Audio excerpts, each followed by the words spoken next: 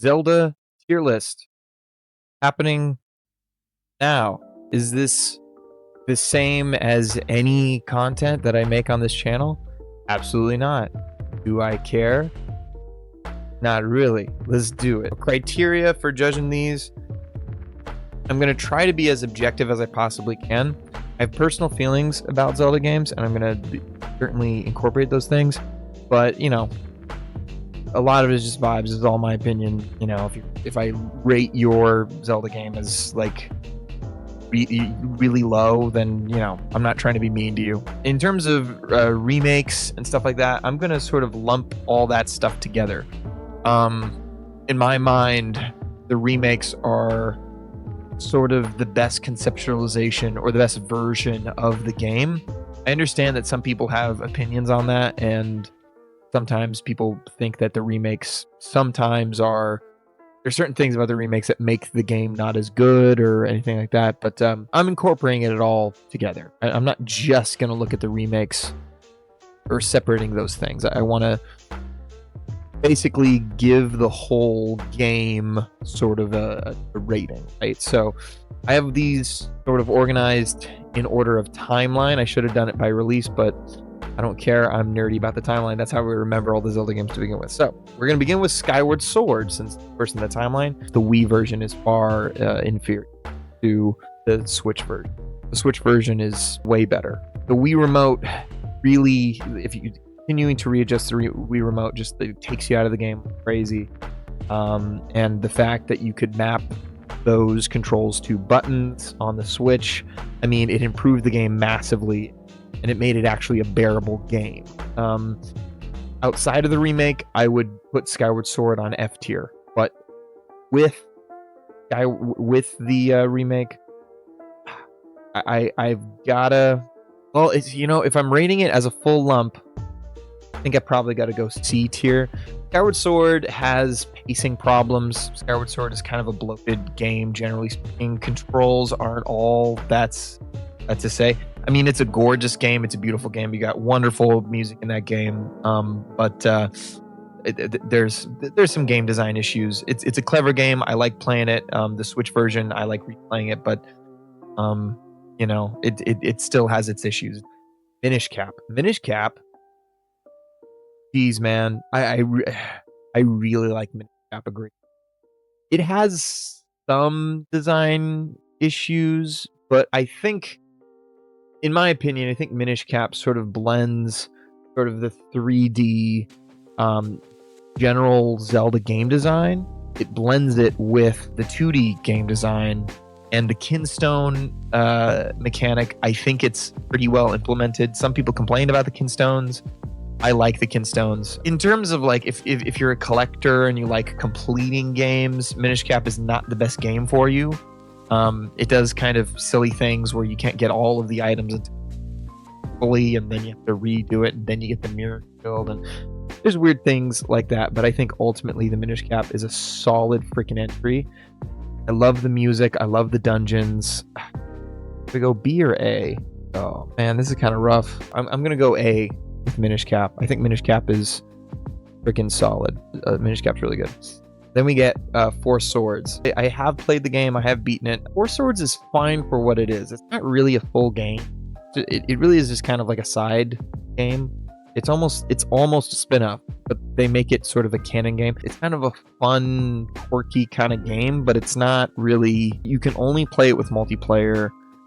Very limited in its ability to do things, and it's really hard to get all the equipment for. But it is fun. It's a fun game for what it is. I don't have the heart to put it on D tier. I think I have to put it on C. It's solid, but it's barely a game, you know? So, but for what it is, if I'm judging it for what it's trying to do, it's pretty good. All right, so I'll put it on C.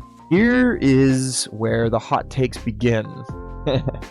Ocarina of Time. A lot of people's first Zelda game. It established so many things about the Zelda franchise. It started a pattern of 3D Zeldas. Not only that, it started game design, 3-dimensional adventure game design. It did wonders for that genre, right? Ocarina of Time, incredible legacy of this game. I'd say still to this day, it's very accessible to play. I'd say that's probably its greatest strength. It's easy to just pick up and play. There are some things about it that hasn't aged particularly well, in my opinion. I think you have some problems with Ocarina of Time. While being accessible to play, I never play it for any longer than like an hour, maybe. I don't love doing it. I would say the 3DS version really kind of makes it a step up because aiming is really good with it. The touchscreen makes like everything way easier, especially the water temple with iron boots and everything like that. So it's a solid game. It's a fun game.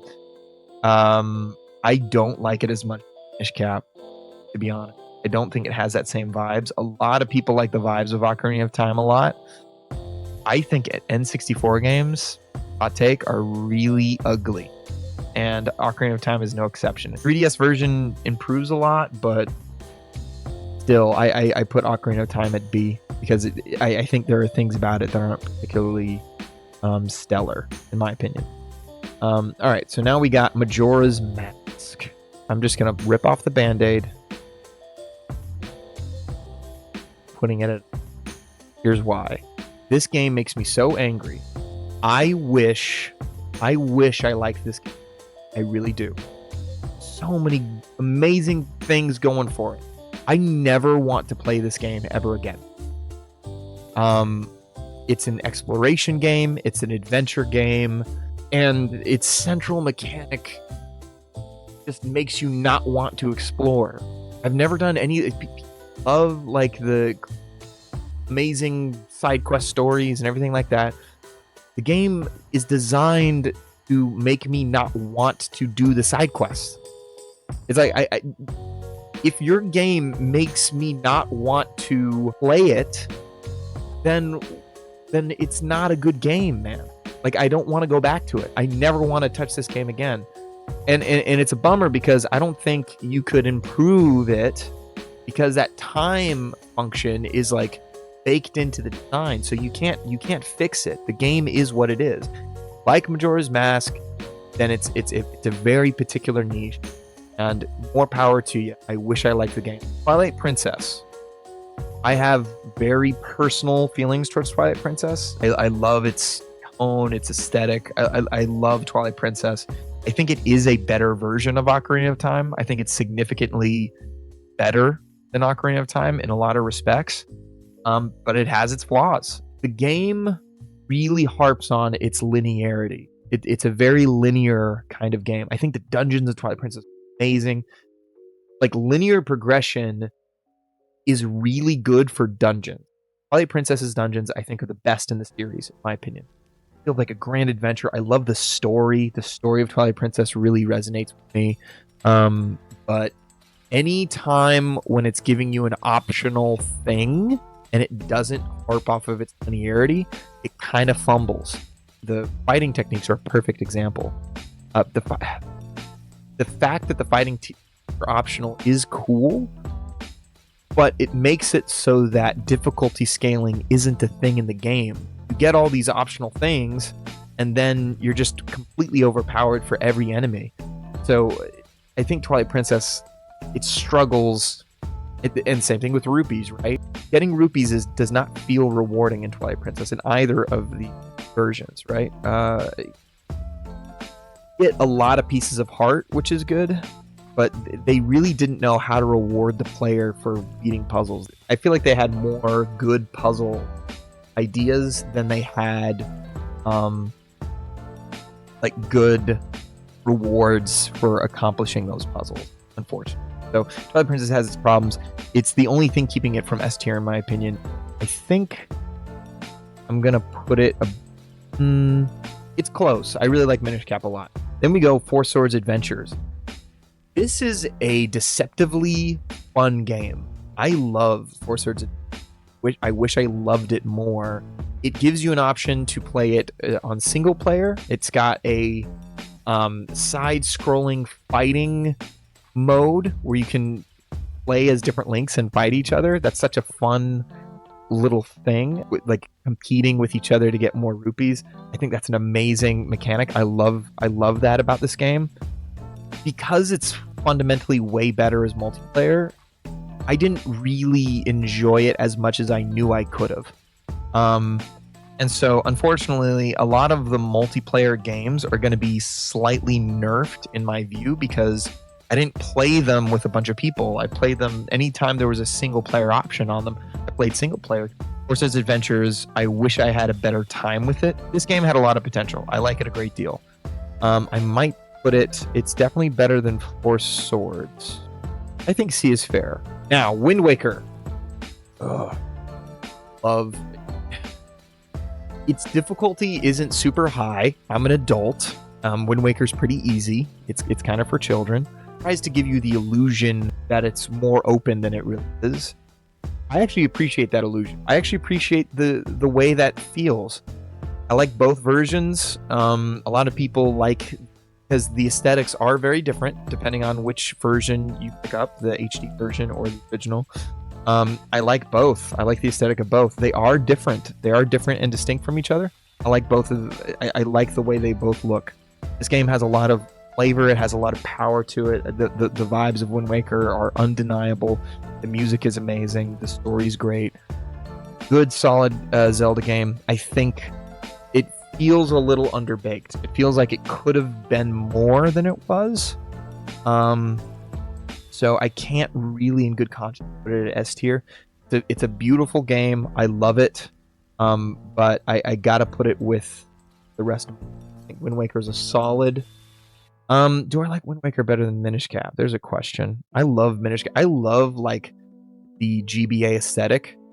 The music in Minish Cap is unbelievable, right? I love Minish Cap so much. It might be sacrilege to not put Wind Waker above Minish Cap. I love Minish Cap. I like it. So it's really close, but I think those might be on par with each other. Phantom Hourglass. You know what? The more that I thought about ranking Phantom Hourglass, the more I really kind of feel like maybe I need to rank it a little higher than I had it. Phantom Hourglass and Spirit Tracks both suffer from just gameplay. You have to use the stylus with Phantom Hourglass and Spirit Tracks. The stylus and the bottom screen make a lot of certain puzzles super interesting and fascinating. The fact that you can actually write on dungeon maps is really kind of cool and useful. And I think the story's good. I love the characters in Phantom Hourglass, the music in Phantom Hourglass. I would say, however, that Phantom Hourglass has this central dungeon. Both Spirit Tracks and Phantom Hourglass have a central dungeon you keep coming back to. And it's kind of a cool idea to have like a dungeon that changes the more that you progress through the game. But the fact that you have to retrace your steps consistently in that same dungeon, it's really not good. I think it's a cool mechanic. It's a cool idea. But every time I played that game, I dreaded going back to that dungeon. It didn't do much.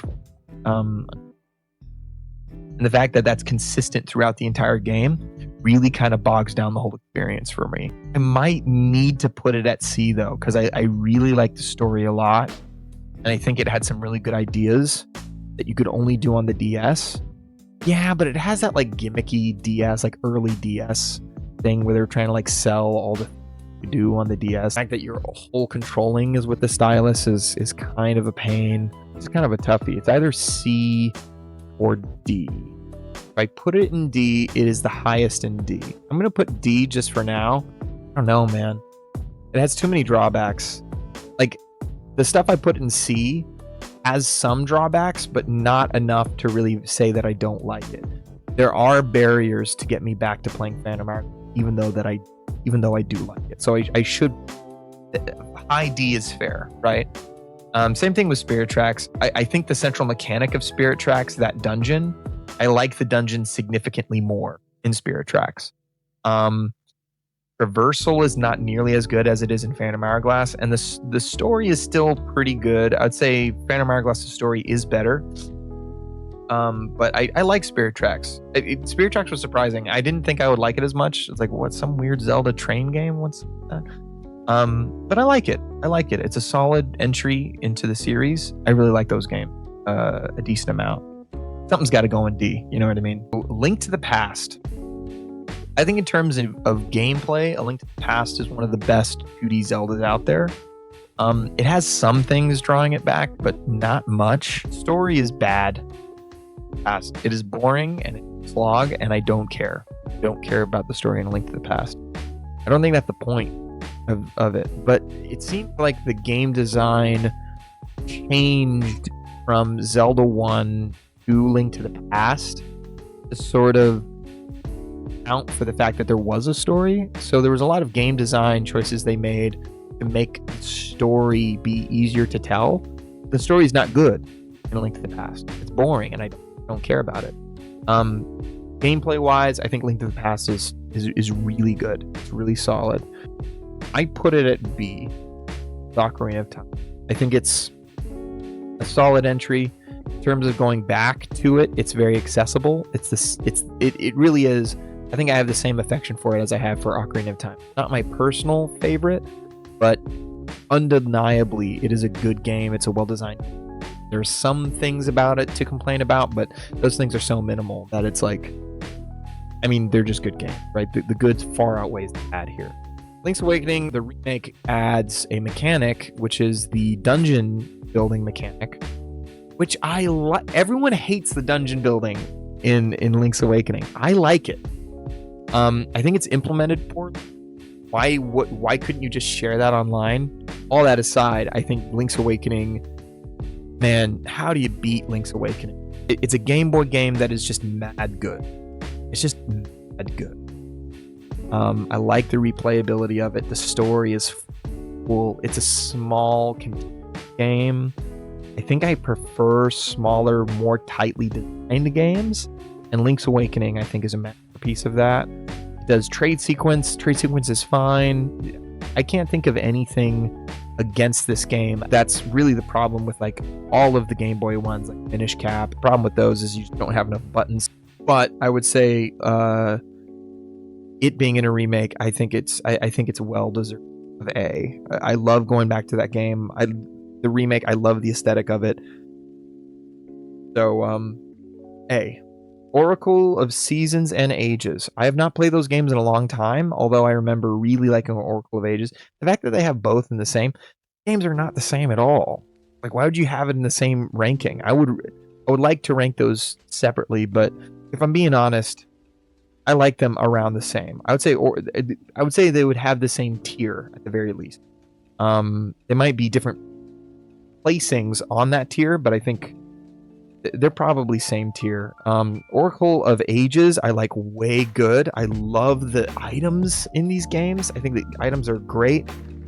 I think the time travel, the season changing in Oracle of Seasons, I think is kind of lame versus Oracle of Ages. Oracle of Ages, time travel, the way it incorporates, I think it's really cool. The fact that you can do a different quest or different aspects of the quest. When you beat the one game, you get the code, and then you can like carry things over to the next game. Brilliant idea. Love these games. They're really good. I wouldn't put them A tier. I think I would put them at B. They're solid freaking Zelda game. Link Between Worlds, to me, that is an E. I think it is the best design. There's not one thing about that game that I think is poorly designed. I can't think of anything that's wrong with it. There's not one thing that's wrong. You could argue that there's something wrong with it because it lifts the map from A Link to the Past. Sorry, I don't think that's a good enough excuse. Dude, the wall merging mechanic and solving puzzles, the dungeons in this game are phenomenal. Upgrading like the Master Sword and getting like significant rewards for solving puzzles and being clever. The whole bar that you have, instead of like having a specific number of arrows, you just have a bar for all of your weapons. Freaking genius. The renting system gives a value to rupees that no other Zelda game can boast. It is, I think, the best designed Zelda game to date. It's unfortunate that you need a 3DS to play the dang thing, but it by far, I think it's the best Zelda game of all time in terms of technical design. Triforce Heroes next. Triforce Heroes would be fun and good if more people played it. I think it's actually a well-designed game. I like the vibe of it. I like the goofiness of it. I gotta put it with the likes of Four Swords Adventures, Swords. It's pretty good. There's not a lot about it that I would not like. It's just the medium that it's in that's a problem. I think it's a fun game. I had a good time with it. I played it alone again, and the whole time I was playing it, I was like, I think I would like this game a lot better if I was playing with people, unfortunately.